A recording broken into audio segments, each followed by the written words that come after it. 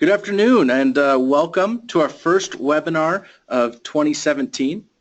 I'm really excited to be here with you today and talk to you about a very specific Incoterm, cost insurance freight, better known and talked about as CIF. My name is Tyler Zaichkin. I'm the National Sales and Marketing Manager at TRG. Been in this industry for 5 years and worked with all sorts of different importers from all over the country and all over the world who buy goods, who trade internationally, and a lot of them, a big percentage, in fact, about 30% of you buy their goods CIF. So excited to be talking to you about this here today. This webinar is brought to you by TRG, Trade Risk Guarantee. We're located in beautiful Bozeman, Montana. You can see our office here in the screen. We've got the whole second floor above the historic rocking R bar. If you're not familiar with our building, it's been recently rebuilt after an explosion a few years ago. So it's kind of a cool place to be here in an interesting place. We're located about an hour north of Yellowstone National Park, and we are the gateway. If you're coming to the park, we encourage you to come by and visit us. TRG is unique in its business model. We work directly with importers and exporters, directly with those participating in international trade, rather than through a third party like a customs broker or a freight forwarder or an insurance broker for insurance. And our direct model usually lowers our pricing, cuts out a lot of that third party communication, and helps importers be more efficient in both time and money. Over the past 25 years, we've worked with over 13,000 small businesses, large businesses, Fortune 500 companies, and we continue to grow to this day. I encourage you after the webinar, during the webinar, to join our Facebook group, International Trade Professionals -TRG. This is a great place to come together and have discussions about the topics that we have in our webinars. Just pose questions that you may have about trade in general in a easy, no-frills way. So really excited for that. Please join us either during the webinar or after the webinar. We'll send out a link to that group. I really appreciate it and would enjoy seeing you there. We will be recording this webinar and presenting it to you on YouTube afterward. So you can come back if you missed the presentation or you have someone else within your company that wants to see the presentation, they can come see it in its entirety, discussing these very in-depth topics, and specifically today the Incoterms CIF.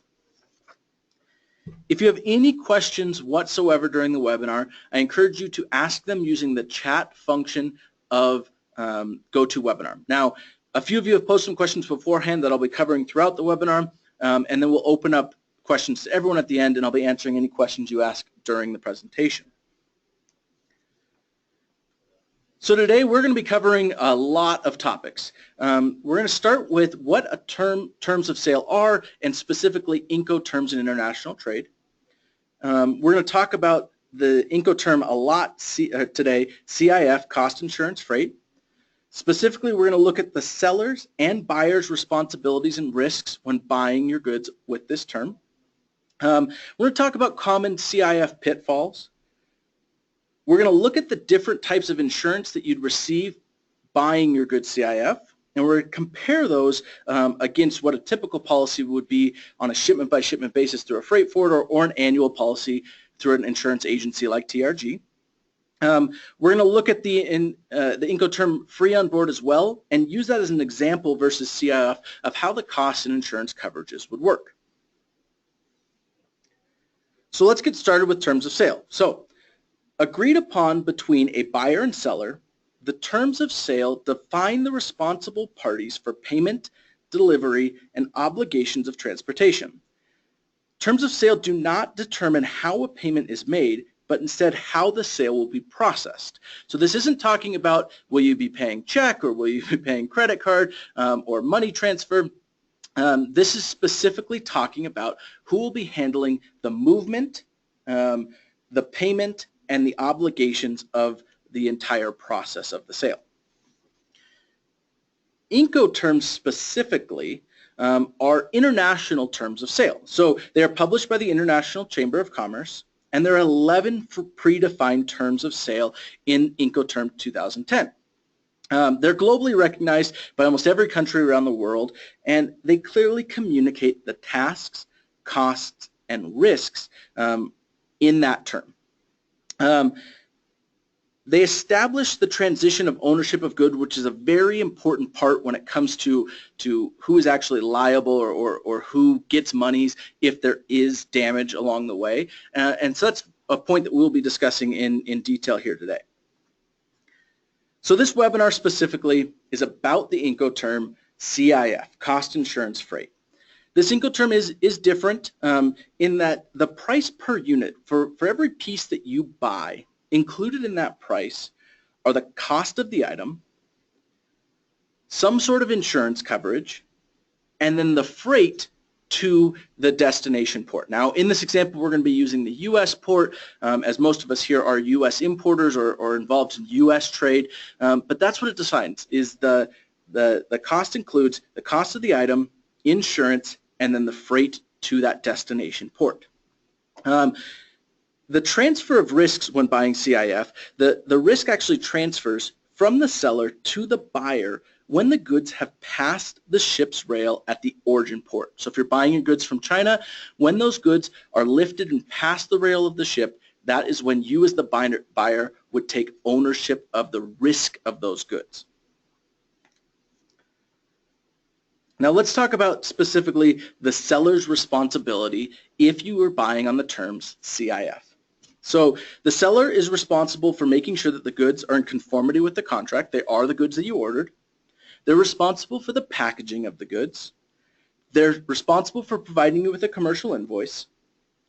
They're also responsible for the export clearance and any duties and taxes associated with that, the origin terminal charges, the loading charges for the goods, the transportation charges to the named port of destination, and then minimum insurance coverage. So they have to provide all those things to you, and that is part of the terms of sale. As a buyer, you also have some responsibilities. You are responsible for any destination terminal charges. When it reaches the destination port, you are responsible for any terminal charges that may occur. You are also responsible for any assessed warehousing, examination, and any other fees or penalties that may come up. The import duties and taxes are your responsibility, as well as the transportation arrangement and charges from that destination port to wherever the final destination may be. So those are the basics right there in exactly what CIF is, where you take ownership, what the risks are, what the selling party is responsible for, what you are responsible for. So let's take a look at this in graphical form. So you'll see here that's pretty easily laid out. In this graphic, the top orange bar define where the risk transfers. So you'll see here that in this graphic, the risk transfers as the goods are being loaded onto the ship from the origin port. So that is where you as a buyer now are you legally own those goods, and if there was damage to them, loss, you would be the person that receives any claims money. The seller's responsibility on the bottom line, you'll see, extends all the way until the goods reach the U.S. port. So they are still responsible for making sure the goods reach that port, as far as paying for and arranging the freight and making sure everything gets there the way they're supposed to. It's when they reach the port that then the buyer takes responsibility of those goods and any cost that may accrue after that. So CIF is maybe one of the easiest ways to buy your goods. Other than delivered duty paid or DDP, CIF is a pretty easy way to buy your goods. You just pay one cost and you get your goods to the U.S. port, and you're responsible from there. So let's look at some of the pitfalls, though. It's easy, but is it the best way? So some of the common pitfalls, one is inflated commercial invoices. We'll also be discussing unexpected charges that may come up, the type of cargo insurance that is required to provide, which is a minimum cargo insurance coverage, and then a lack of control and visibility on the buyer's part, not being able to see or understand exactly where their goods are at. Let's start with the inflated commercial invoice value. An often occurrence when buying your goods CIF is a commercial invoice that does not break out things like freight. Now, as we know, we pay duty as importers on the amount listed in the commercial invoice, except some exclusions. We don't have to pay duty on items like freight. Well, because you pay, when you buy your goods, you're paying them the price of the goods inclusive of freight and insurance. When that commercial invoice comes to you and when you file your duties, when you pay your duties, you're often going to be paying on the total amount, including the amount that you paid for freight. If you do have that manufacturer supplier that does break out the freight, to avoid paying duties and taxes on that, that number has to be backed up by substantial proof. And typically that is an ocean bill of lading stating exactly what the manufacturer paid for freight. That can be very difficult to get from the manufacturers. They often do not want you to know exactly what they paid for freight. So very common for companies that buy their goods CIF is to pay duty on the freight itself, which is a big extra cost that can be added to the value of your goods. So that can be an unexpected charge by itself, but another unexpected charge that often happens to new or infrequent importers who buy their goods CIF is the destination terminal handling charges. So under a CIF contract, unless it's stated somewhere else, the buyer is responsible for any destination port terminal handling charges. So the THC, terminal handling charges, covers the unloading and discharge of containers from the vessel. Again, this is often missed by infrequent importers, and it's inflated by CIF freight forwarders. So because the manufacturer, the seller, is actually taking those goods and choosing the freight forwarder that is moving them, and that freight forwarder is the one who determines what the terminal handling charges are, when you get your bill in the end, you have no ability to really negotiate or be a part of what that terminal handling charge is. So it's often significantly more when buying your goods CIF than if you had arranged the freight yourself on terms like FOB, which we're going to talk about here in just a second. The next thing we want to talk about is the lack of control and visibility. Again, the seller arranges the freight, not you. And so they're often not choosing the best person to move the goods, but the least expensive. And least expensive is a nice way of saying the cheapest way to move them. That may result in a longer transit time, or more often than not, a riskier movement of your goods. Because when you're buying your goods, the manufacturer is in a foreign country, communication can often be delayed. And that can result in difficult or impossible changes to any contracted transportation. So even if you wanted to pay for a faster movement, because communication can be so difficult, it can be hard to even get things changed in a timely manner. A lack of control and visibility, I know, is one of the things that is the hardest for me.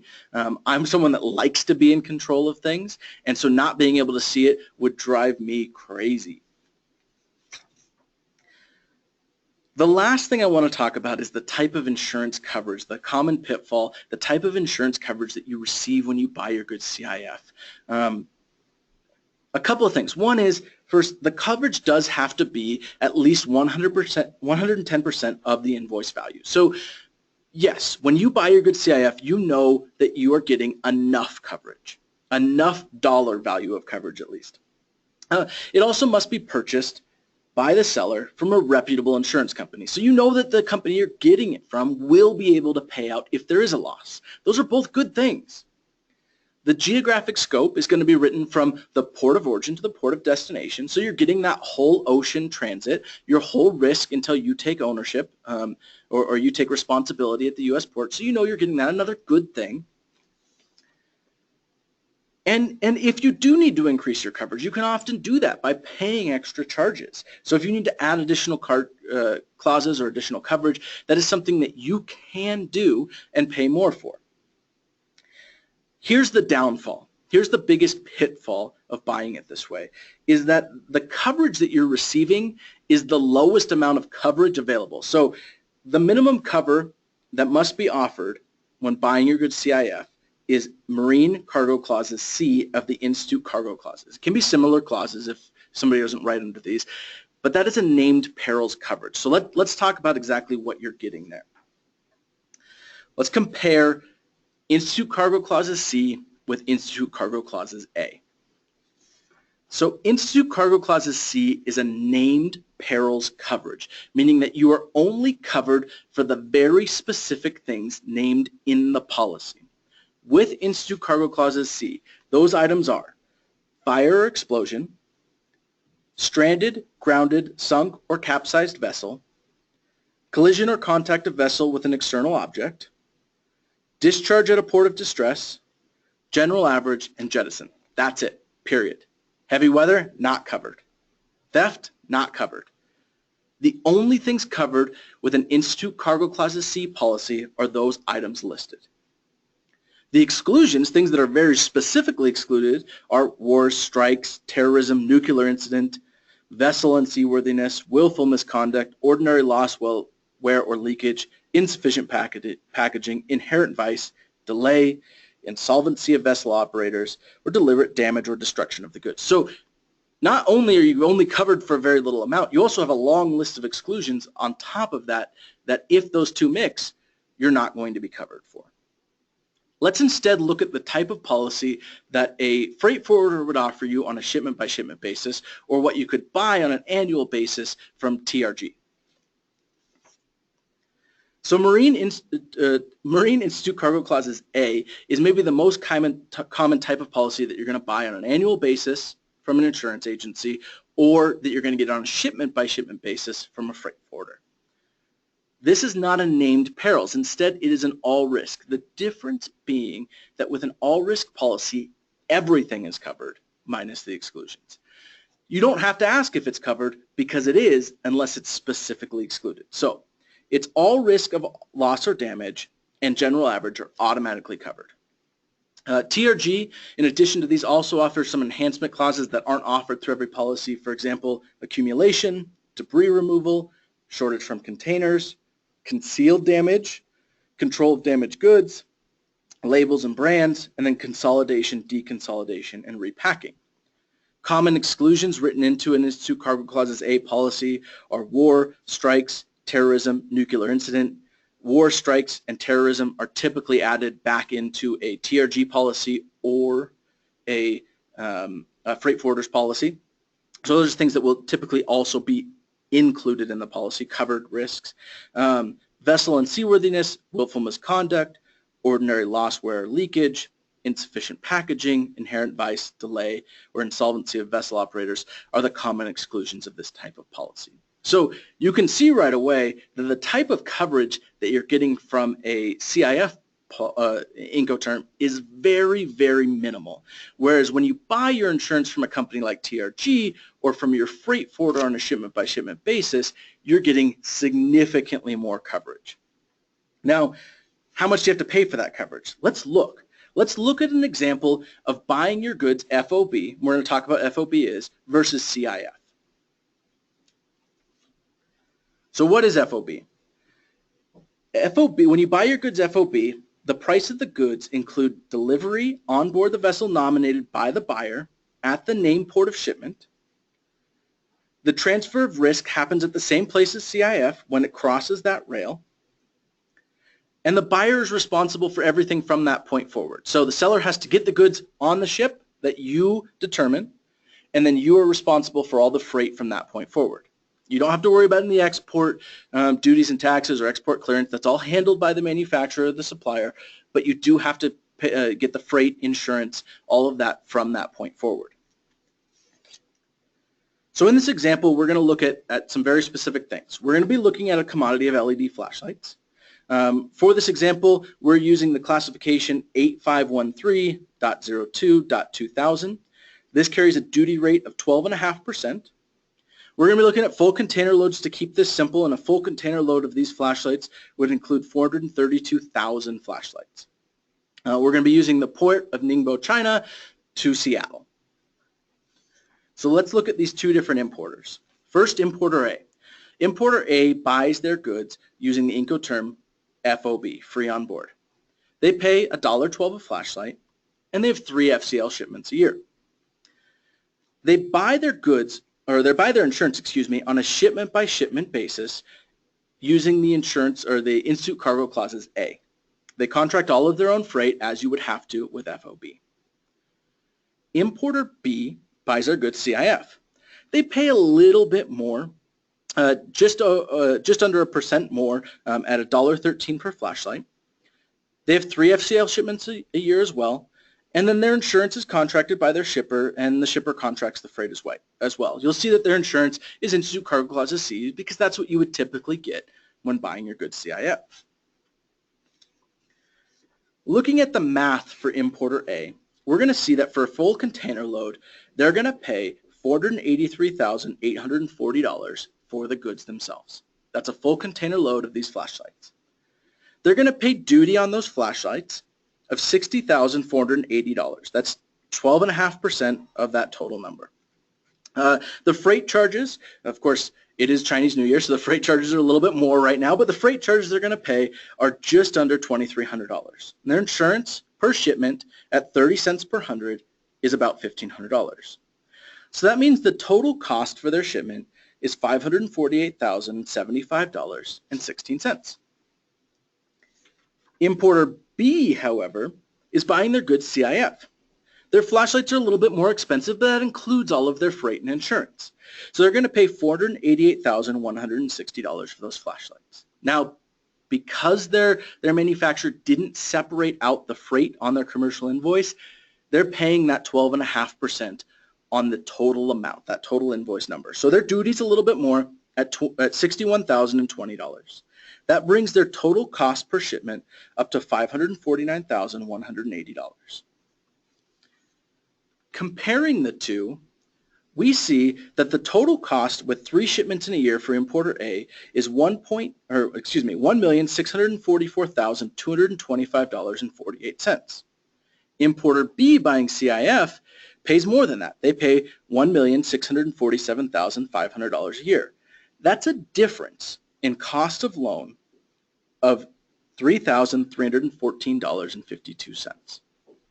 So over the course of the year, importer B is paying $3,000 more, $3,300 more, and they're receiving less than insurance coverage.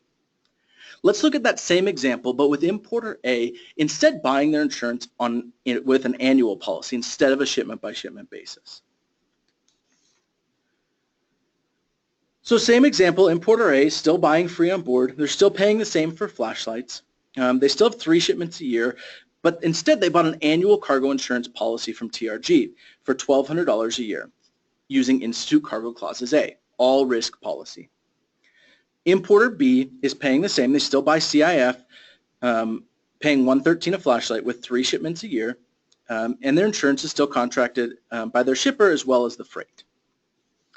In this example, you'll see that importer A is paying the same amount for the flashlights, just over $483,000.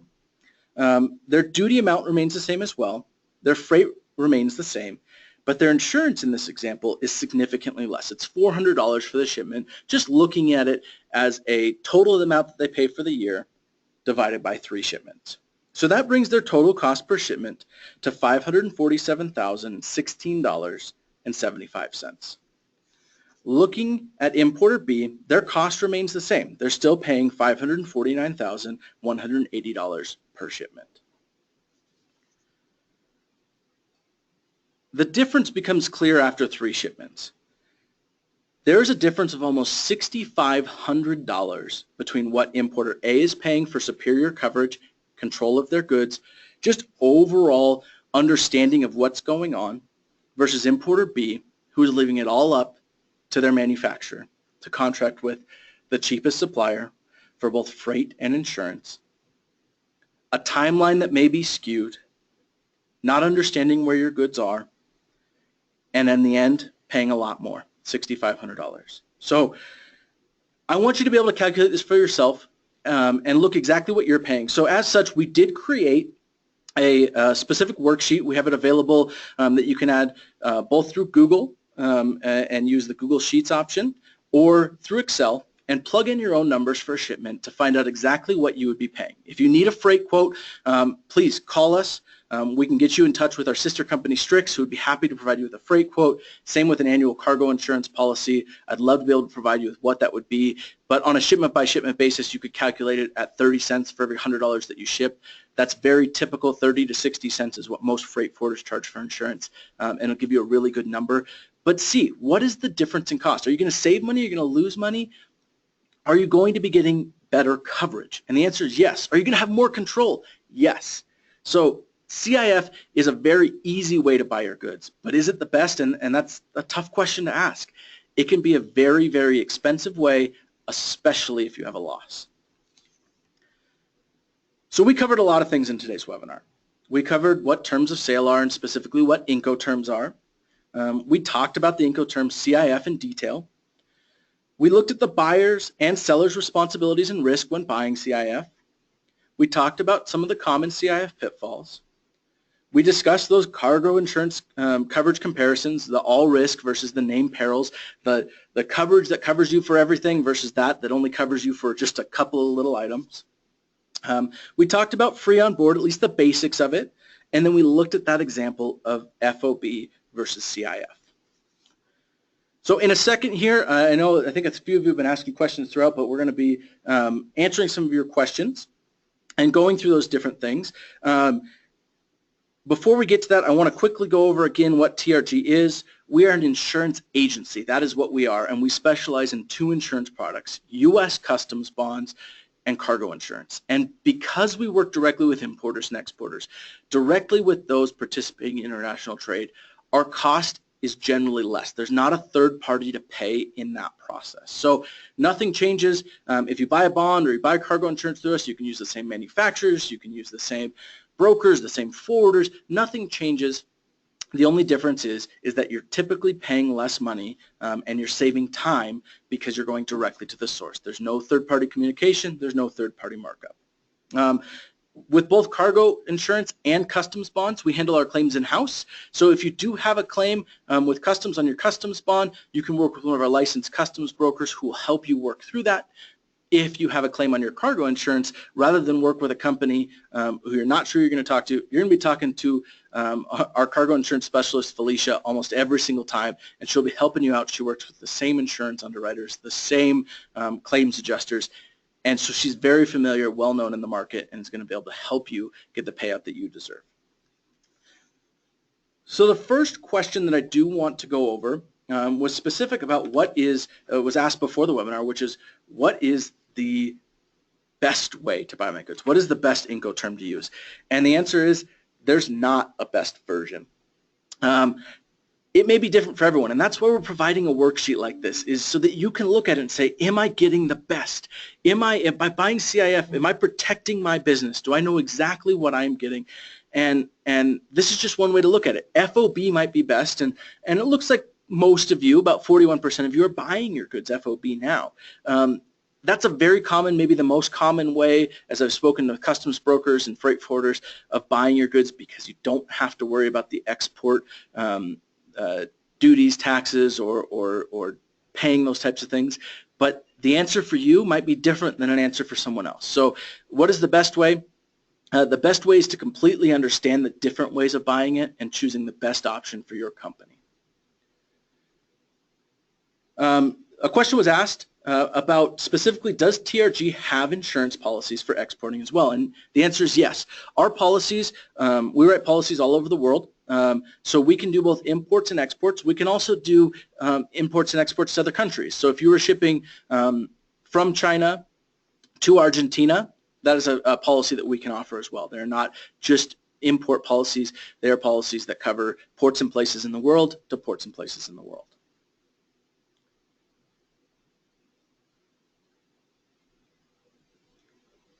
All right, so that looks like what we came up with today. If you have any questions whatsoever, please, please, please join our Facebook group, International Trade Professionals-TRG. Follow us on Twitter. Follow us on Facebook. Follow us on LinkedIn. Look at our Instagram stuff. Just follow it. We want to be sharing information with you constantly, the information that you need to know to make the best decisions for your business. I want to thank you again so much for coming in and joining us today. This is a huge part of our business, educating the trade community, and it's so important to us that we can continue to share this knowledge and help you in any way possible. If you have any questions, you can email us at askanexpert@traderiskguarantee.com. You can also email me directly at tyler.zaichkin@traderiskguarantee.com, and I'd love to be there for you and answer any questions that you may have. So thank you so much. We're going to get some emails sent out. Nick did share some stuff as far as the links to the worksheet. We'll send that out in an email as well. If you have any questions whatsoever, please contact us, and thank you again so much for being here today.